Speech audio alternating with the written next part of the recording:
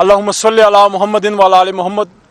میں اپنے تمام ساتھیوں کا شکر گزار ہوں جو ادھر آئے ہیں، اور سب سے پہلی بات جو آج اڈیالہ میں بڑے دنوں بعد میرا نام لسٹ میں ڈالا گیا، اور جیسے ہی ڈالا راجہ صاحب کی مہربانی میں حاضر، میں موجود ہوں۔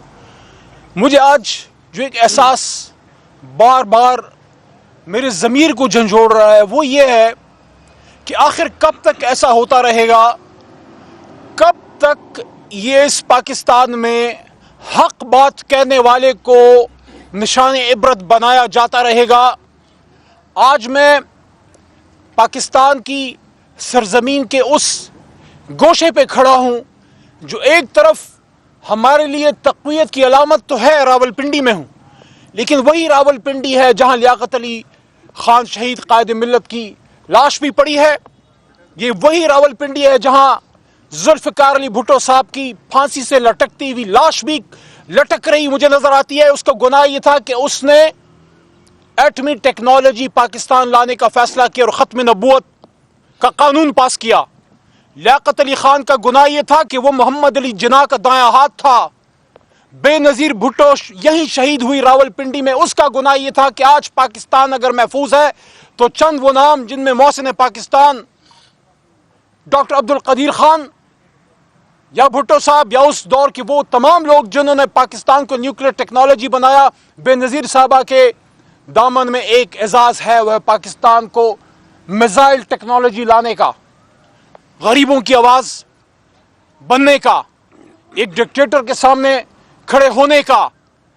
ایک خاتون نے مثال قائم کی کہ وہ عوام کی طاقت سے بندوق کی طاقت کو شکست دے سکتی ہے۔ آج سے بہت سال پہلے، 11 سال پہلے قومی اسمبلی میں نے جب یہ بات کی کہ پاکستان ایک سیاستدان نے اور ایک وکیل نے بنایا تھا، عوام کی طاقت سے بنایا تھا، بندوق اور گولی سے نہیں بنایا تھا، مجھے باتیں سننی پڑیں۔ یہ وہ 1 پیج کا زمانہ تھا، میں نے 1 پیج کے زمانے میں سول سپریمیسی کی بات 2015 میں کی۔ تو آج یہاں میں یہ سوال کرتا ہوں کہ راولپنڈی میں چوتھا وزیر اعظم اس وقت اڈیالہ جیل میں ہے اور دہائی کیا دے رہا ہے کہ میرے ہسپتال میں کروڑوں پاکستانیوں کا مفت علاج ہوا، کم از کم مجھے ایک ہسپتال ایک رات تک لے تو جاؤ۔ کیا عمران خان بہت بڑی ڈیمانڈ کر رہا ہے؟ میں یہاں یہ کہنا چاہتا ہوں، یہ طاقتیں سدا نہیں رہتی، طاقتور ذات صرف اللہ کی ہے۔ عمر فاروق سے طاقتور رضی اللہ عنہ سے کوئی نہیں تھا۔ آپ نے بھی ایک دن چلے جانا ہے۔ یہ عوام کے دلوں میں نفرتوں کے جو الاؤ روشن کر کے جا رہے ہو، ان کو خاموش کرتے جاؤ، اور وہ ایک ہی صورت میں ہوگا کہ عمران خان صاحب کو یہ رسائی، یہ دوائی، یہ چھوٹی چیزیں ہیں۔ عمران خان صاحب کی رہائی چاہیے ہمیں۔ میں کارکنان کو بھی کہنا چاہتا ہوں، حوصلے سے رہیں، آپ صبر سے رہیں۔ جو کارکنان اس وقت احتجاج کی بات کریں ان کو بھی یہ کہنا چاہتا ہوں کہ علی محمد نے نہیں، عمران خان صاحب نے اچکزئی صاحب کو ذمہ داری دی، راجہ صاحب کو دیا، گور صاحب کو دی۔ عمران خان نے ہی سہیل کو وزیر اعلیٰ بنایا ہے۔ یقین جانیے سہیل آفریدی کو زندگی میں شاید 3 بار میں نہیں ملا تھا جب تک وہ وزیر اعلیٰ نہیں بنا تھا۔ ہم عمران خان کے حکم پہ چلتے ہیں بھائی۔ عمران خان نے گنڈا پور کو وزیر اعلیٰ بنایا، علی نے گنڈا پور کو سپورٹ کیا۔ میرے سے پوچھا گیا، ابھی گنڈا پور نے استعفیٰ نہیں دیا تھا، خان صاحب نے استعفیٰ ڈیمانڈ نہیں کیا تھا۔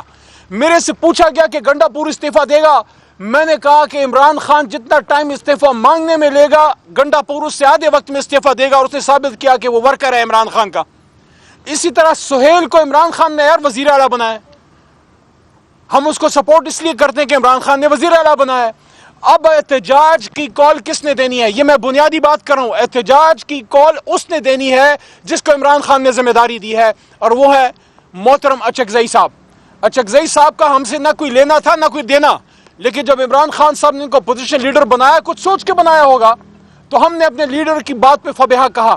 میں تمام کارکنان کو کہنا چاہتا ہوں، آپ سب ہمارے بھائی ہیں، لیکن ان لوگوں پہ اعتماد کیجیے۔ علی بھی تو کر رہا ہے، میں نہ جنرل سیکرٹری ہوں، نہ میں چیئرمین ہوں، نہ اپوزیشن لیڈر ہوں، نہ مجھے کوئی تمنا ہے۔ جتنی اس وقت قیادت ہماری ٹاپ پہ بیٹھی ہے، سب سے زیادہ جیل کاٹ کے بیٹھا ہوں۔ اگر میں ان کو مان رہا ہوں، آپ بھی ان کو مانیں، کیونکہ اگر ہمارا مخالف کیا چاہتا ہے، ہماری جماعت میں بد اتفاقی ہو، اس میں یونٹی نہ ہو، ہم ایک دوسرے کے پیچھے پڑیں، کبھی ایسا نہ کیجیے، کبھی ایسا نہ کیجیے۔ پارٹی میں اگر کسی سے اختلاف ہے، ہم موجود ہیں، پارٹی میں کچھ لوگ موجود ہیں، ہم سے بات کیجیے، ہم آپ کی اس سے بات کرا دیں گے، مسئلہ حل ہو جائے گا۔ اس وقت عمران خان کی اگر آپ کوئی ہیلپ کر سکتے ہیں، وہ ایک کر سکتے ہیں کہ آپس میں آپ اتفاق و اتحاد میں فرق نہ آنے دیں، نمبر 1۔ نمبر 2، میں حکومت وقت کو کہنا چاہتا ہوں یہ ساری قربانی ہم نے دینی ہے، یا آپ صرف حلوہ کھانے بیٹھے ہیں؟ آپ دودھ ملائی والے ہیں یا سٹینڈ لینے والے ہیں؟ اڈیالہ جیل کے اندر ملک کا شیر پاک بھارت جنگ میں کال کوٹڑی سے نریندر مودی کو نام لے کے وہ للکار رہا تھا، اس وقت میاں صاحب خاموش، زرداری صاحب خاموش، شہباز صاحب خاموش، مریم بی بی خاموش۔ ان کے ٹویٹر اکاؤنٹ پہ ایک لفظ مودی 3-4 الفاظ ہیں، میم و دال، یہ نہیں تھا۔ اس نے وہاں سے للکارا، اور جب اس نے للکارا، میں، ہمارے ساتھی، ہمارے لاکھوں کروڑوں ہمارے سوشل میڈیا وارئرز، انہوں نے پاک فوج کو، ہماری ایئر فورس کو، سب کو سپورٹ کیا اور ہم وہ جنگ جیت گئے۔ لیکن جیسے ہم جنگ جیتے اس کے بعد پھر سختیاں خان صاحب پہ۔ ابھی ہم نے احتجاج کی کال دی تھی، اور احتجاج کی کال ہم نے صرف پاکستان کی خاطر مؤخر کی۔ ہم سے درخواست کی گئی پاکستان کو اس وقت احتجاج کی نہیں، اتفاق اتحاد کی ضرورت ہے۔ ہم نے پھر ثابت کیا کہ جب پاکستان کی بات آتی ہے، عمران خان صاحب پھر اپنی میں، ہمیشہ خان صاحب کہتے ہیں اپنی میں توڑو، اس کی میں ٹوٹی ہوئی ہے، تمہاری کب ٹوٹے گی؟ ہم نے اپنا احتجاج مؤخر کیا، اس پہ ان کو باتیں سننی پڑی، گوہر کو باتیں سننی پڑی، وزیر اعلیٰ سہیل کو باتیں سننی پڑی، لیکن ہم نے پاکستان کی خاطر وہ سٹینڈ لیا۔ آج جب پاکستان کی عزت بن رہی ہے، آپ کا ہاتھ پھر ہمارے گلے پہ ہے۔ میں حکومت وقت کو کہوں گا اور مقتدرہ کو بھی کہوں گا، عمران خان صاحب کو انگیج کیجئے۔ اس وقت پاکستان کو اتفاق و اتحاد کی ضرورت ہے۔ عمران خان صاحب کو انگیج کریں، ان سے بات کیجئے، ان کو اسپتال لے کے جائیے، ان کی بے گناہ بیوی کو، وائف کو اسپتال لے کے جائیے۔ کڈنی کے مریض ہیں، سینٹ اعجاز چودھری میرے ساتھ، میرے جیل کے ساتھی ہیں، میں نے، اعجاز چودھری نے اس اڈیالہ میں بڑا وقت اکٹھے گزارا۔ وہ کڈنی کا بیچارہ مریض ہے، 75+ کا ہے۔ بس کرو، خدا کا خوف کرو۔ پورے پنجاب کی آج اگر کوئی زندہ ماں ہے وہ ڈاکٹر یاسمین راشد ہے، کینسر سروائیور ہے۔ کرونا کے زمانے میں جب سب نے اپنے دروازے بند کیے تھے، وہ بوڑھی عورت پورے پنجاب کی صحت کا کرونا اکیلا لڑ رہی تھی۔ آج وہ کینسر سروائیور جیل میں پڑی ہے، آپ اس کس چیز کی ساتھ دے رہے ہیں؟ آپ کا پنجاب کا ایک نڈر دلیر، ایک کارکن وزیر اعلیٰ عمر سرفراز چیمہ، وہ بیچارہ ویل چیئر پہ چلا گیا ہے۔ وہ سمارٹ آدمی، عمران خان کا نظریے کا ساتھی، وہ پنجاب کا گبرو جوان، اس کے ساتھ آپ نے کیا کیا؟ میاں محمود اور رشید کے ساتھ کیا کیا؟ اور آپ نے اس اپنے غیرت مند وزیر خارجہ کے ساتھ کیا جس کے پاس راستے تھے۔ پیسہ کس کو اچھا نہیں لگتا؟ اقتدار کس کو اچھا نہیں لگتا؟ کسی کو توقع نہیں تھی کہ یہ پیر فقیر جو ہے، یہ گدی نشین، یہ سٹینڈ لے گا۔ اس نے ثابت کیا عمران خان کا سپاہی ہے۔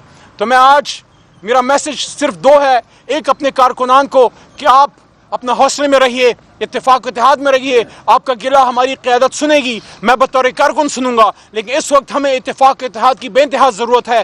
اچکزئی صاحب، گور صاحب، راجہ صاحب یا وزیر اعلیٰ سہیل صاحب جو فیصلہ کریں ہم نے اس پہ عمل کرنا ہے۔ ہاں، گلے شکوے ہوں گے، وہ اپنے گھر میں کریں گے، اور حکومت کو یہ کہنا چاہتا ہوں کہ بس کرو یہ ظلم، عمران خان صاحب کو رسائی دیں، ان کو ڈاکٹر تک رسائی دیں، ان کی بیوی کو بھی، وائف کو بھی ڈاکٹر تک رسائی دیں۔ اور یہ عدالت جب حکم دیتی ہے، میں اس حکومت سے پوچھنا اور اس کے پولیس والوں سے پوچھنا چاہتا ہوں، آپ کی ہم سے کیا ذاتی لڑائی ہے؟ عدالت کا حکم ہے، آپ عدالت کے حکم کو امپلیمنٹ کریں۔ میں آخر میں اپنی جماعت کی قیادت کو کہوں گا، راز صاحب بھی موجود ہیں، میں نے مشورہ دیا، علی بخاری صاحب بھی موجود ہیں، خان صاحب کے وکیل ہیں۔ آج سے پارٹی کی پالیسی ہونی چاہیے کہ جمعرات کے دن اور منگل کے دن جب بھی ہماری قیادت آتی ہے، وکلاء آتے ہیں یا خان صاحب کی سسٹرز تشریف لاتی ہیں، ان کے ساتھ جو زیادتیاں یہاں پہ ہوئی ہیں، یہ بھی تاریخ نے دیکھی ہے کہ آپ نے بزرگ خواتین کے ساتھ زیادتیاں کی ہیں۔ جب بھی ان کی ملاقات نہ ہو، میں نے پارٹی کو مشورہ دیا ہے، اگلے دن آپ توہین عدالت جمع کریں اور جمع کرتے جائیں۔